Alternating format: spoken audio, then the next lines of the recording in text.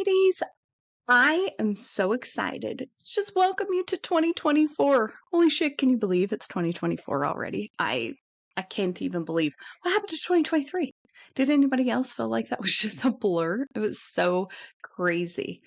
Lauren, who works in my pumping office, would always say, "It's already Christmas." I remember back in like April, and I'd be like, "What are you talking about?" And here we are. It's just absolutely incredible. So, welcome to a new year and welcome to Ladies Kickin Ass if you've just found us. I'm so incredibly excited to let you in on a few things I've been working on for this community and just talk about how I'm kind of starting this year. And I hope that you'll be able to draw some inspiration from that and be able to implement some of the stuff into your personal life, into your business life. Because although we talk about Ladies Kickin Ass, it's not just about business all the time. There's a lot of parts of us, and there's kicking ass at being a mom if you're a mom. There's kicking ass at being a partner if you have a partner. There's kicking ass at being a friend or a family member, or just kicking ass for yourself. So I want to touch on a few things that involve all of those facets of your business today. And if you've known me at all for any period of length of time, I am that person that picks a word of the year. I do this for my business. I do this for myself. I started thinking about this in like October of like, okay, this is where we were this year. Like, where are we going into this new year? Like, how does what we're working on this year feed into next year's? So last year, my word was stronger. And stronger for that, for me personally, meant stronger mindset, stronger motivation, stronger systems and processes, trying to build stronger relationships, trying to build stronger teams at my business. Yes, I use the same word in my personal life and my business life because I can't have more than one. I got to focus. So if you struggle with focusing, definitely pick one and then figure out how you can make that fit into both your business and personal life. But even with my business, it was building stronger teams. We have one person on our team that we started with at the beginning of the year last year. We have completely revamped our team, and I couldn't be more confident in the fact of saying that we have the right people in the right seat right now, and I'm so incredibly excited for this new year to start. This year, coming into it, I want to figure out a word that would help elevate stronger, that would help build on top of stronger. Stronger for me was we had a hell of a boat built, both our family and with our business, but there was some serious holes in it, and that shit was leaking water like crazy. And that wasn't just like money coming out, although that was something that we dealt with this year too, but it was just like morale. And there was some bad seeds and there was some mismanagement of things. And so it was really about like patching the holes of where we saw them at and continuing to build off of now even stronger foundation. I feel like a lot of times people that are just getting into business, or maybe people that have been in business for 2 or 3, 4 years, they're like, I shouldn't have these problems anymore. And I'm here to tell you, sister, the problems never go away. You just have to skill up to be able to handle the new problems that come with an elevated level of your business. And that's really where I found myself last year. Was I've never run a business this big and at this pace and with so many moving parts before. So I got to skill up to be able to do that.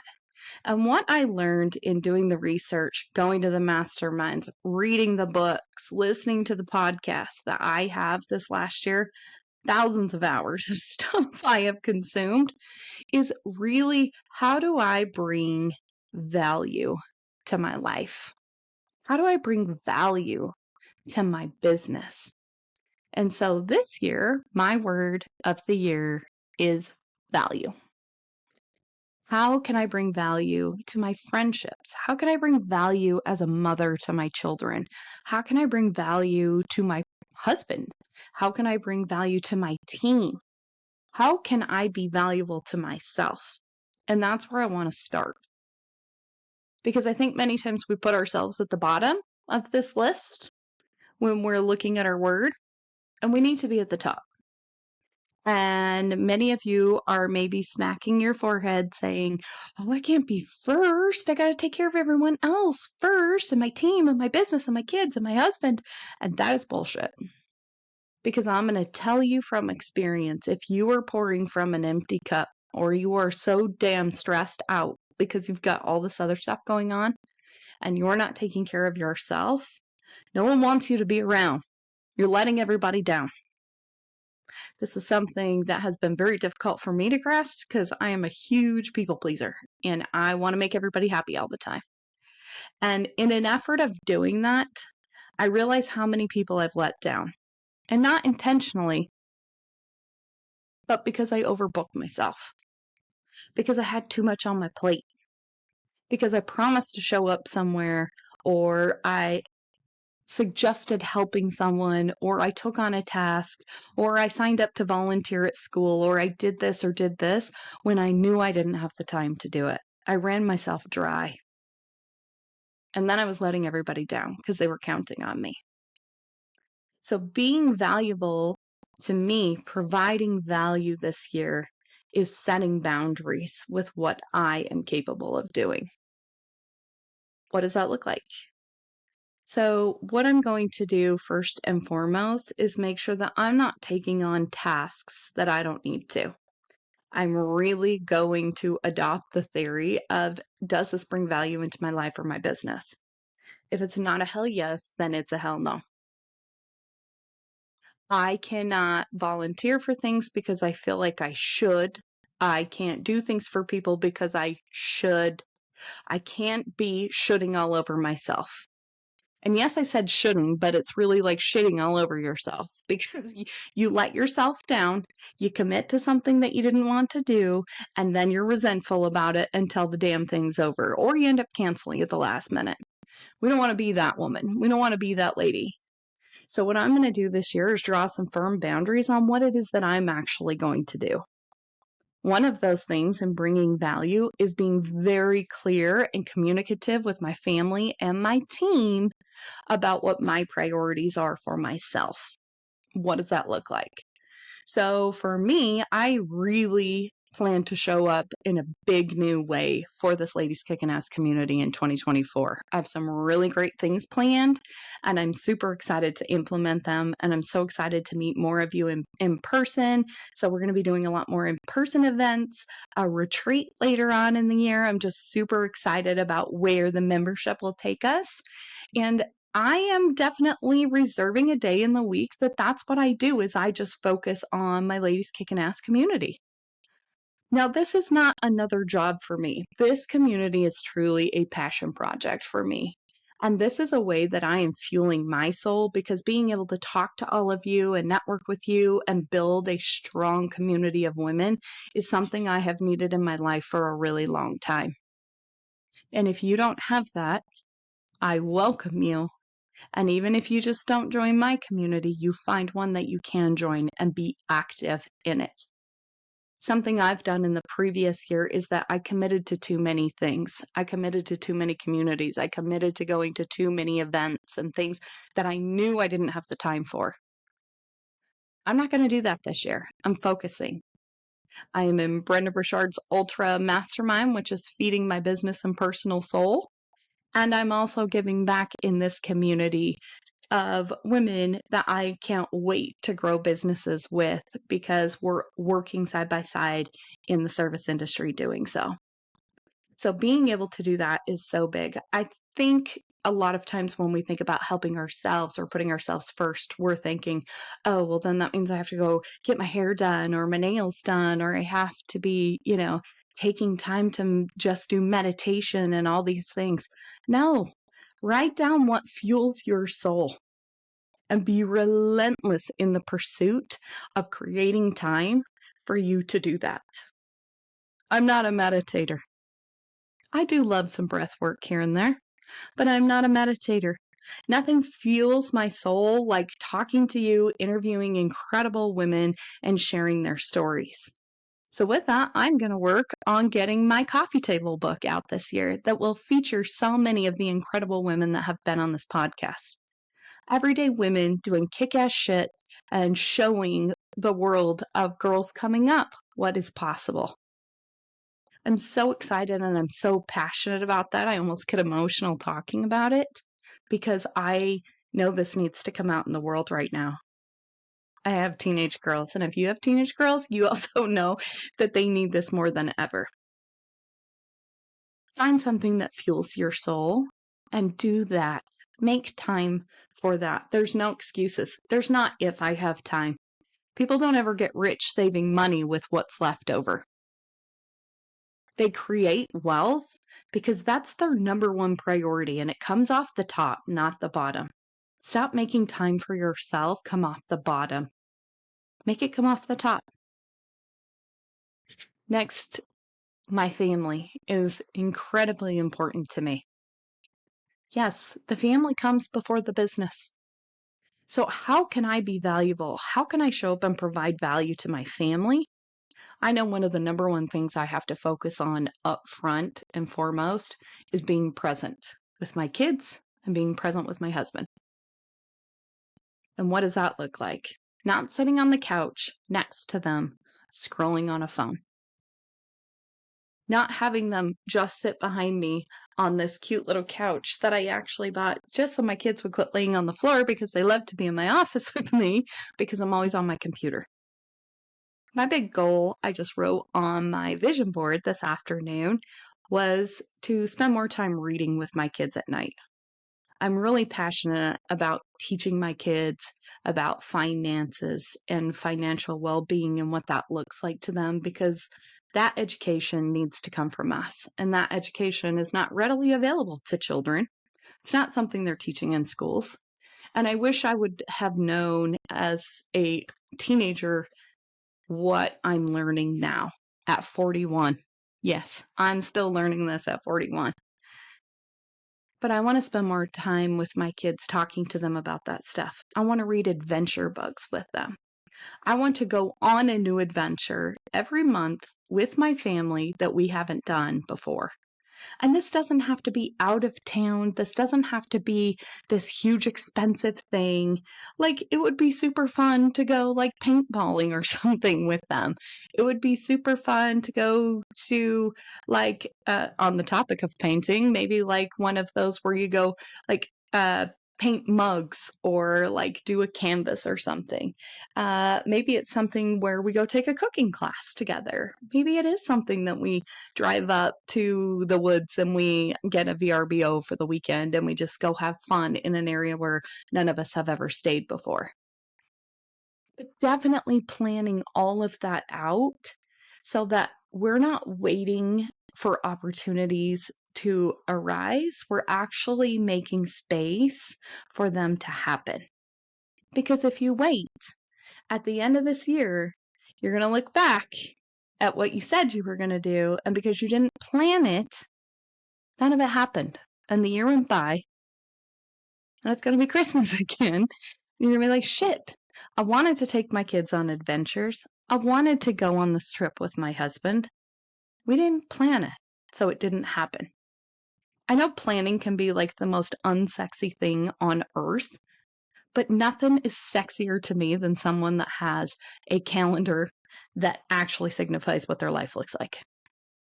If you see somebody that is completely just in reaction mode all the time, and you were to look at their calendar, you'd be like, oh, well, that makes sense. We don't want to be like that. And also, don't keep yourself exposed to picking up everybody's shit that didn't decide to plan in the first place. That is not your job. That is not your monkey, as I tell my kids all the time. Their failure to plan does not constitute an emergency on your behalf. And the more we set boundaries with that, the more those people that like to use and abuse that situation will realize you're not their fallback guy or gal. They're going to have to figure it out. And hopefully they'll learn to start planning for those things and living a proactive life instead of a reactive life. If you look back on 2023 and you feel like your hair was on fire and you were reactive as fuck the entire year, I'm raising my hand if you're listening to this because I know that I make myself available to clean up other people's messes that don't plan shit. Figure something else out. Draw a boundary. Don't let it happen this year. That is one of my big goals too, with being valuable to myself and providing values to others, is letting them know what my limitations are, because you can't be everything to everybody. And if you're a recovering people pleaser like I am, something you're always going to be recovering from, I think, it's okay to say no. It's okay to say no, period.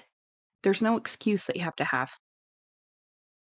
Take care of your well-being. Don't let your calendar go to shit because someone else decided not to make one.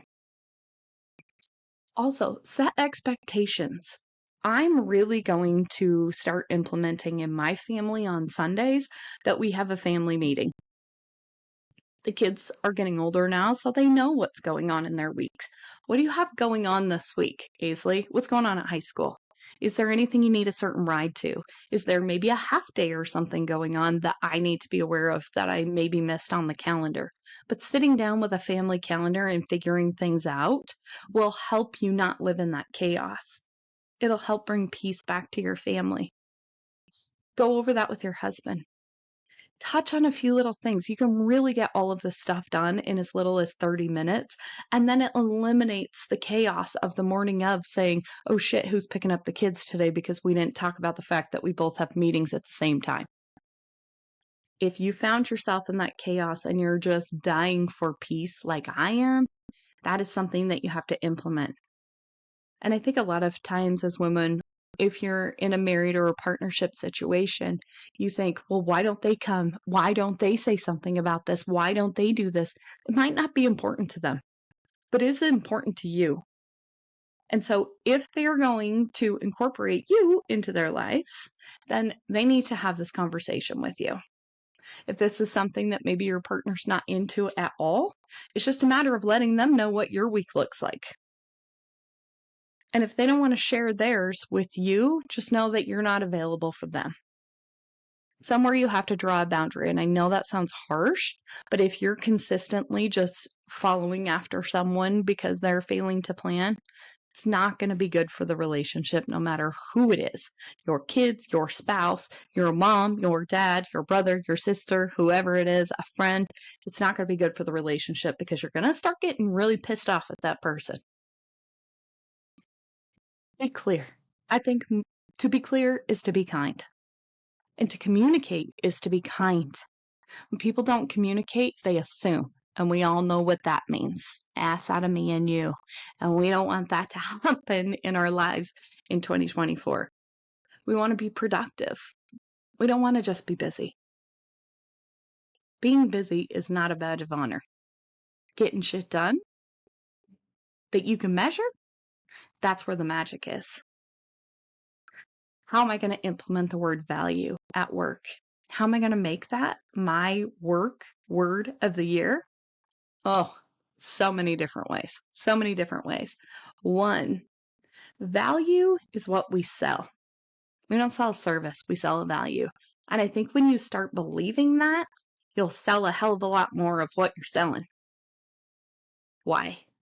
Because if you believe in the product that you are selling, if you believe in the service that you are selling, if you believe in the value you're going to give to the customer when you get there, it's a no-brainer. They can feel the confidence in your body. People like to buy from confident people. Do you ever have somebody try to sell you something and you're like, shit, I better buy that now because I feel like I'm going to miss out? You get the whole FOMO because that person was so convicted about what that service or product was. Be that for your business. Hire people that believe that about your business. Because if you hire someone that is going to communicate with customers that doesn't believe in the value you provide at the service price that you're charging, they will fuck you.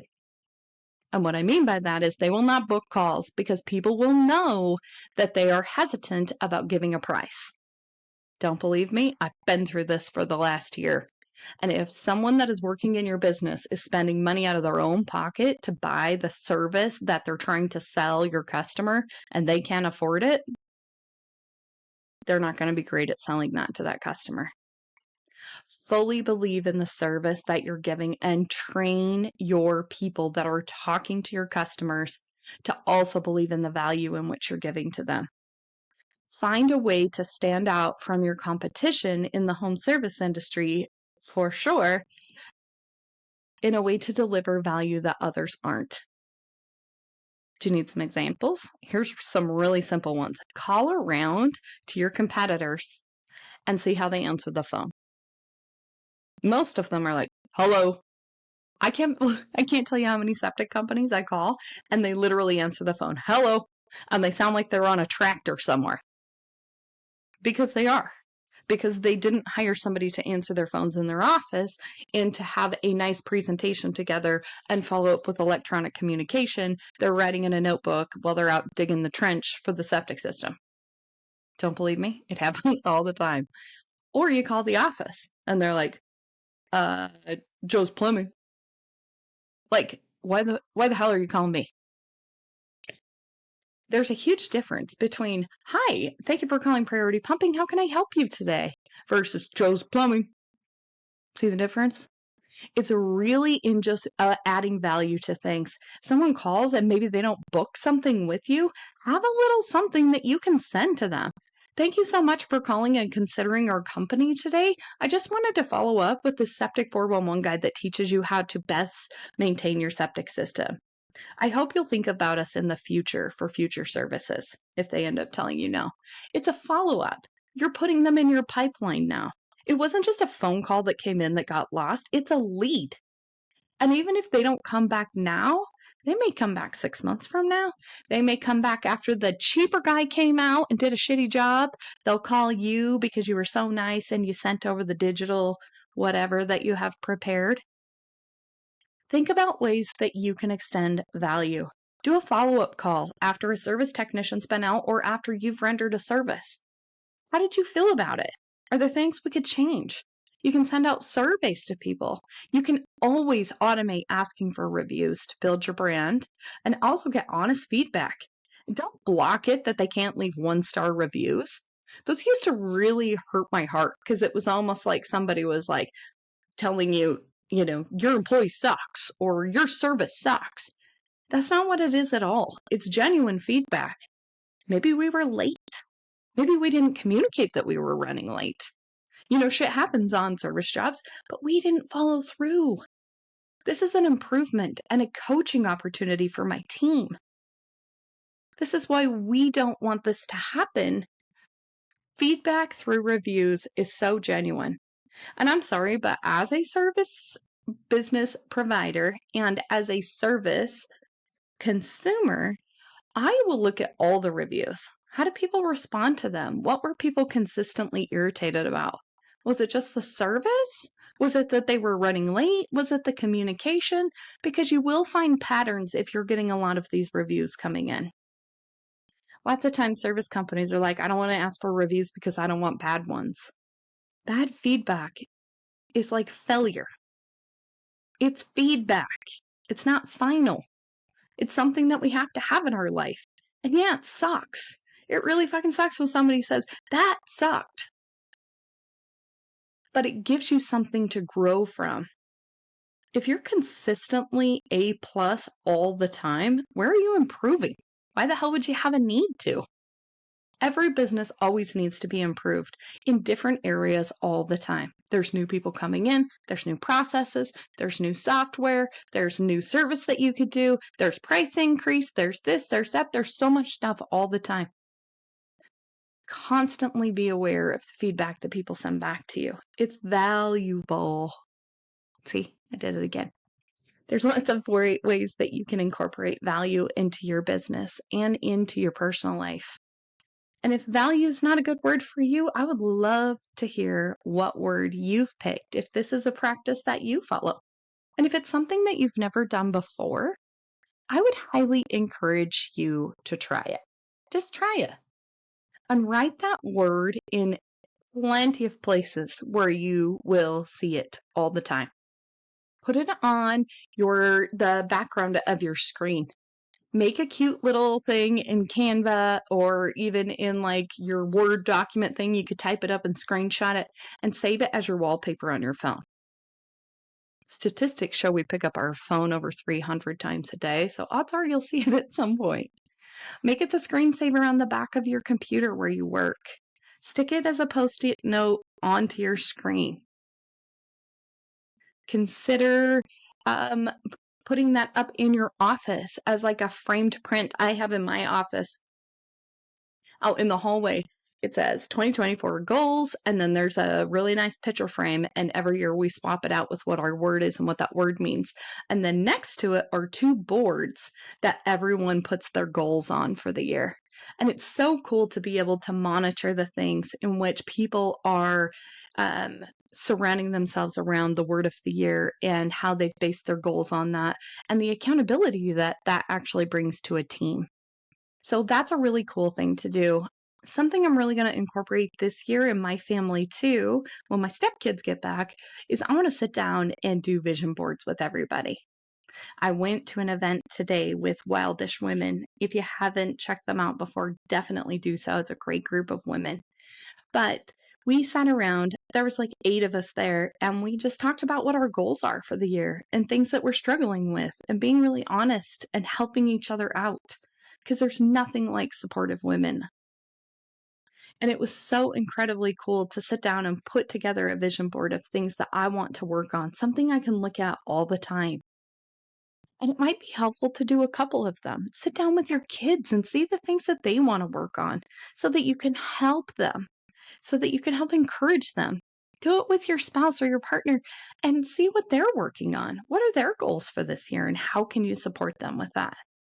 And then I'm going to make a really cool little spot. I have a spot upstairs in my loft in my house where I'm going to get like just some cute little cheap frames and we're going to frame them and we're going to put them up there. And then it's something that our family gets to look at every single day. So everyone's looking at their goals. Because if you're in a family, then you definitely want to be supporting each other because you know that you want the support for yours. So how can you best support them? I think it's a really cool thing, and I think it's going to be a lot of fun to do with the kids and see what things that they come up with. A suggestion might be just taking the printer out so it's sitting out there on the table, and then you and your partner, splitting up the kids if you've got a slew of them like we do, and asking them things that they want to print out, things that they want to add to their vision board for the year. And I think it's just a really cool thing to bring the family together and be able to work on things together. And what a cool practice. Can you imagine like your parents sitting down with you and like, I don't know if you're from my generation, actually giving a shit about what your goals were as a child. Where I grew up, it was pretty much like be seen, not heard type of sitch. And I've tried really hard not to be that parent to my children. So imagine what it would be like if they were in a consistent practice of setting goals every year, of making a vision board every year, and that there were people that were championing them to achieve those goals that they had on their vision board. I think it would be super, super awesome. I'm going to keep checking in with you. I'll post pictures after we do this. I'm so excited to see from 15 to 7 what these kids come up with. So don't forget to incorporate your kids in your goals for the year because they're a huge part of it. And many times, as working women and moms, they can also be a huge distraction that we allow to happen in achieving the goals that we want to achieve. And you might realize by doing this that you might have something in common with your kids. Maybe they want to read more. Maybe they want to read a series, a book series. And this is something that you can do together.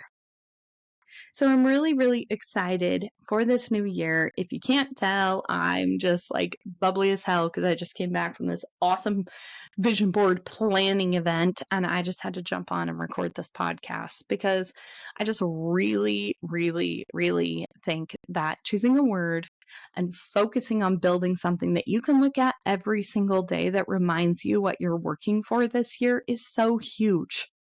I hate the word resolution because resolution means it's like that's the ends to a means. Like, I'm resolving this, I'm doing this. And I really would love to look at it as like growth goals. What are things that are going to help me grow this year? What are things that are going to make me be in a better place next year than I am right now? Because there's nothing scarier than waking up every single year on January 1 saying, fuck, I'm in the same spot. I'm still dealing with the same shitty relationship. I'm still broke. I still want to start that business. I still want to build this team. I still want to finish this book. I still want. Stop shooting all over yourself and start doing the things that you want to do.